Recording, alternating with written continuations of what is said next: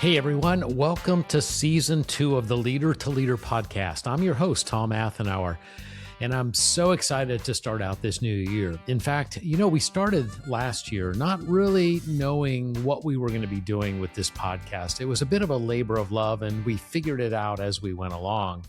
What I did know is I had this vision of wanting to invite different leaders from different walks of life to a platform where we could talk about what's working, what's not working, what mistakes have you made, what successes have you experienced, and share some of your wisdom with all of us as students of leadership. My goal was to have authentic conversations that were real, practical, unrehearsed, and that just didn't focus on business skills and competencies, but also emphasize the importance of taking care of ourselves, kind of a holistic view towards leader development, because we do have to take care of ourselves mentally, spiritually, and physically. Looking back on 2025, I was fortunate to have 17 leaders who said yes to the invitation to share their best practices. They shared their key learnings along the way. They talked about what was going on in the world of leadership. We had episodes that focused on how to create a combat-ready team, with Colonel Jason Houston talking about how he pulled together his team to be combat ready within 6 to 8 weeks, when in reality, originally he thought he'd have a year. We talked about transforming organizations at Microsoft and IKEA. We talked about the building blocks of high-performing teams. And we also talked about investing in our number one relationship, our partners, our spouses, those important people in our lives. And we actually had a therapist join us to talk about what he's seeing out there that gets in the way of us kind of being more focused on that particular relationship. And so I'm excited to launch into season 2 rather. And the purpose will remain the same. And that is to bring practical, real world leadership ideas and applications to the podcast world. We have some amazing guests scheduled already, and I'm excited to explore different aspects of what great leadership looks like today. From the personal side, looking at both those outer game skill sets and things that we can do differently, but also looking at the inner game of what goes on within. We're also going to talk about how to drive greater team performance, because teams are challenging today and they're more complicated and more complex. And then we're also going to talk about how to build healthier and more vibrant organizations. And so with that said, I invite all of you to join the challenge. 2 weeks ago, we closed out 2025 and launched into the new year. With this annual ritual of New Year's Eve and New Year's Day, many of us still make resolutions and take on new commitments. Some of us want to lose weight, get into shape, get off blood pressure meds, be a better partner, husband, father, mother, whatever it is. We all have these sort of intentional aspirations of things that we want to change. Well, spoiler alert, last Friday, many of us celebrated National Quitters Day by launching into the weekend of just saying, you know what, it was a great idea, but I'm going to go back to my old ways. Maybe it was conscious, maybe unconscious, but many of us did it. Thus the reason why they call it Quitters Day, which is the second Friday of January. So mark that down. Now that we've passed Quitters Day, that milestone, we can all take a breath and say, okay, what do I really want to do differently this year? What are areas of my life that I want to move the needle? Maybe I want to move from a 5 to an 8 with my relationships with my team members. Maybe I want to take better care of myself, moving it from a 3 to a 7. I can certainly fall into that camp. Whatever it is, it's time to take a breath and say, okay, so what would make a big difference? And so today we're going to narrow our focus down into using a tool that we introduced during our leadership journey programs. And that tool is called the One Big Thing, or what we call the OBT. It's one development area, one development skill, practice, way of being that you are committed to growing and developing. I was reminded when I was going through my notes here and thinking about what do we want to talk about today. And I was reminded by when Steve Jobs used to ask his leaders, or what are the top 10 priorities for the year? And then they would look at the 10 priorities, and he'd cross out the bottom 7 and say, these are the things you've got to get done that are the top priority, most important things that you can accomplish in this certain period of time. And so that's kind of the same thing. We're going to narrow it down from 3 to 1.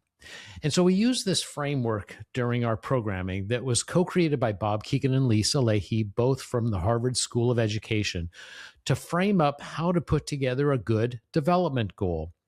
So if you think about it, for those of you that might be working out or driving or whatnot, I'm going to kind of paint you a picture. So think about this OBT structure as a triangle. And at the top vertex of the triangle, the top point, think about it as that one big thing. It's that creative competency or capability or a skill set, or it's a challenge that you've given yourself that would really help you become a better leader. What's that one thing that if you were to improve upon and really make some advancements on, it would change your life and the life of others?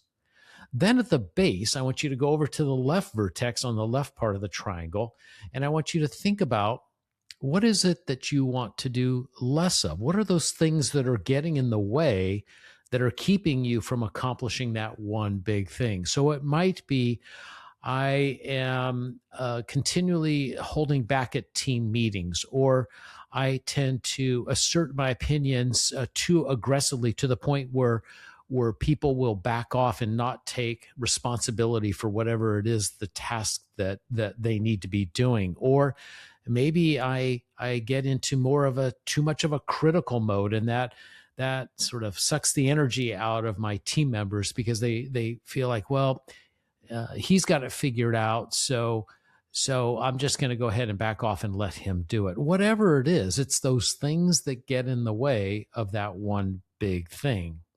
Then on the other vertex on the right-hand side of the triangle, think about it as, what do you want to do more of? What are some behaviors that you want to start practicing doing more of? So it might be allowing others to step forward with their ideas, allowing others to collaborate during team meetings, and not jumping in, but allowing and facilitating discussion as opposed to asserting your opinions. Or I want to provide more candid feedback, not go passive, but I want to provide more candid feedback that is authentic and kind and genuine, and really kind of work on that criticalness that has an impact on my team that's not what we want. And so it's a OBT at the top with the vertex, at the top of the vertex. It's, what is it that you're committed to becoming better at? It might be around being more candid, being more authentic, being more strategic, whatever it is. On the left vertex, it's, what are you doing that's getting in the way? And then on the right vertex of the triangle is, what do you want to do more of? What is it going to actually look like for you to practice becoming better at that OBT? And so once you have that framework built, then it's time to think through, okay, so how do I actually execute on this OBT? And one of the things that we know is that accountability is a big factor. And so that's where we recommend that you reach out to others. Maybe it's your peers, or maybe your boss, loop them in on your development goals, or personal friends or relationships, and really talk about, who's that inner circle of people that I could share my OBT with that will give me feedback along the way. We also know that another reason why people fail is that it's too lofty of an objective. It's too far out there, or maybe they're not committed to it. Whatever the reasons, what we're trying to do is break down some barriers that actually get in the way. And so once that framework is in place, then the work begins. I started an 8-week fitness program just the other day, and it's pretty rigorous. So I'm on a detox diet that my family's gotten me into, and I'm moving into that, and I've really upping my game because I am committed to becoming better physically this year. And so I do know this is that in this group class, there is a lot of social accountability. And I think that is so important for all of us to keep in mind, that it might be individual work that you have to do yourself, but you can't do it alone. And so don't hesitate to reach out and engage others. During these first episodes of 2026, we'll be expounding on building sustainable change, changing habits, changing kind of the status quo. How do we build healthier, more vibrant cultures?